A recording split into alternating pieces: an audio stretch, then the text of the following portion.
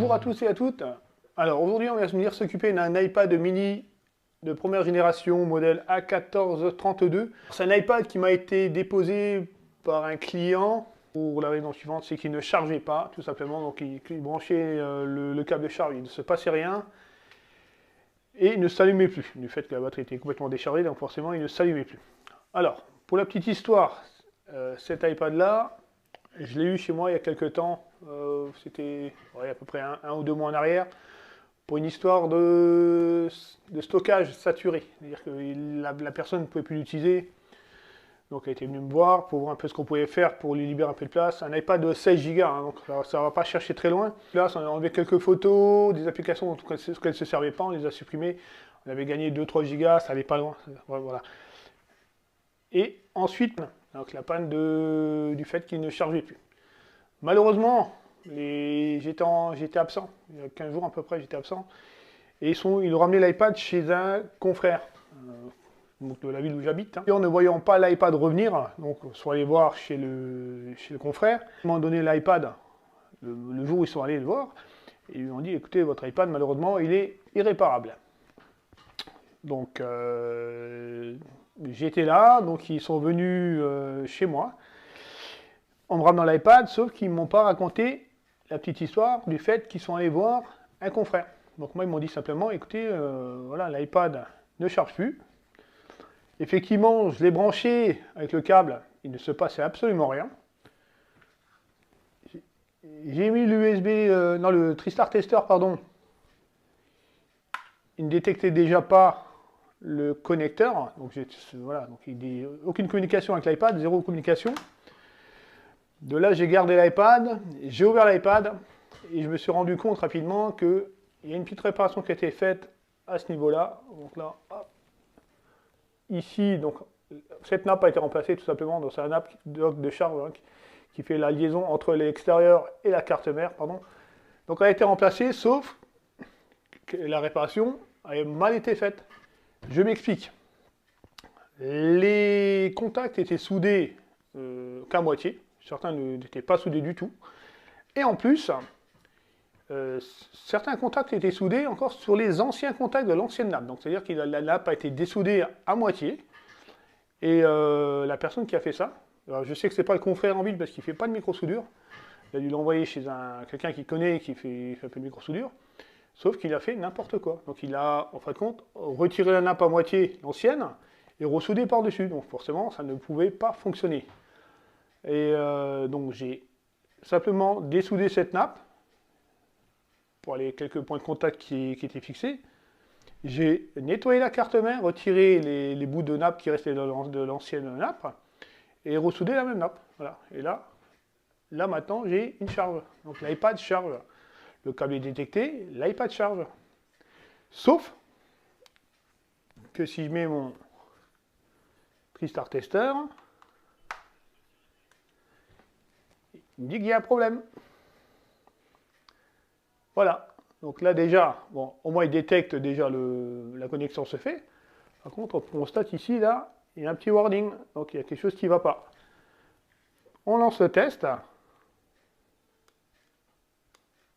Voilà, donc le flex, il est OK. Et on va chercher plus loin. Donc là, on va chercher sur la TriStar. Et là, on a un fail. Donc on a un problème sur la TriStar. Alors, effectivement, l'iPad prend la charge, va charger. Sauf que si on éteint l'iPad, en l'espace de, on va dire globalement une nuit, la batterie est complètement vide. Donc il y a un consommateur, donc il se peut que peut-être effectivement la puce fonctionne encore à moitié, mais elle a un problème quand même. Alors ce qu'on va faire, on va retirer le shield, juste là, celui-là on va le retirer, et on va aller voir un petit peu ce qui se passe autour de la puce. Allez, on se retrouve sous le microscope, à tout de suite.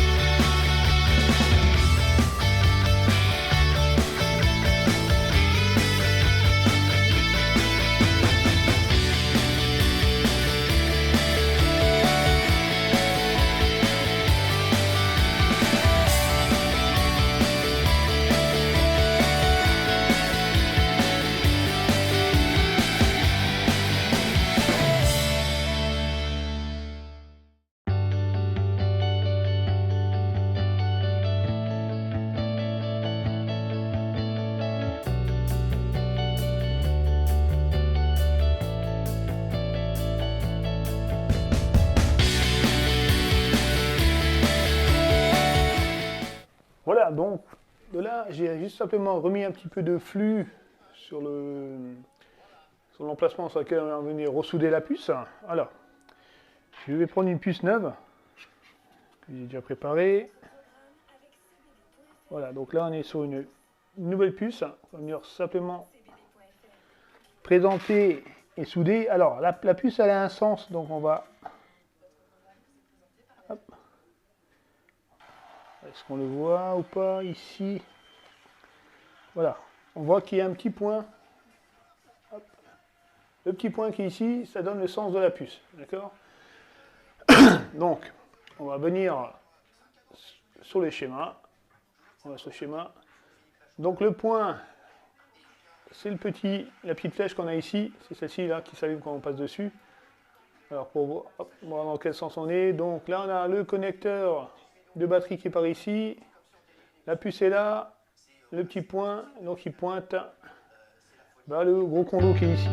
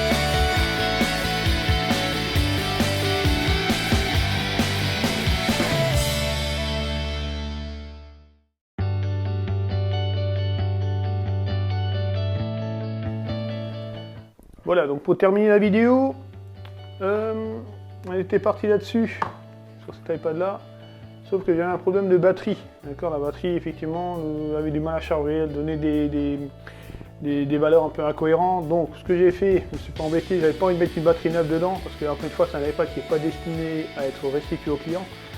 Ce que j'ai fait, j'ai simplement démonté la carte mère de cet iPad là, et je l'ai remonté dans un autre boîtier que j'avais également, pareil, qui avait également une carte mère défectueuse, plus un écran LCD sur celui-ci qui était aussi foutu.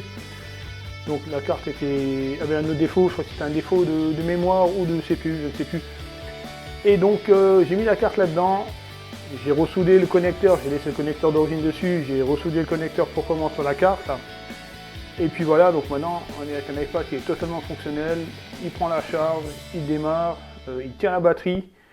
Donc voilà, un petit iPad bien sympathique qui va servir à je ne sais quoi. Je vais le garder, pour moi de toute façon c'est pas quelque chose qui est destiné à la revente. Donc je vous dis à bientôt pour une prochaine vidéo, ciao!